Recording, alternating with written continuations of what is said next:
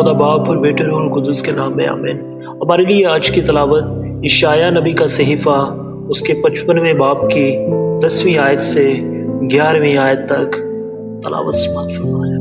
اور جس طرح سے کہ آسمان سے بارش ہوتی اور برف پڑتی ہے اور پھر وہاں واپس نہیں جاتی بلکہ زمین کو سیراب کرتی اور اس کی شادابی اور رویدگی کا باعث ہوتی ہے تاکہ بونے والے کو بیج اور کھانے والے کو خوراک دے، ایسا ہی میرا کلمہ ہوگا جو میرے منہ سے نکلتا ہے، وہ میرے پاس بیکار واپس نہ آئے گا بلکہ جو میں چاہوں اسے پورا کرے گا، اور جس بات کے لیے میں نے اسے بھیجا اس میں کامیاب ہوگا۔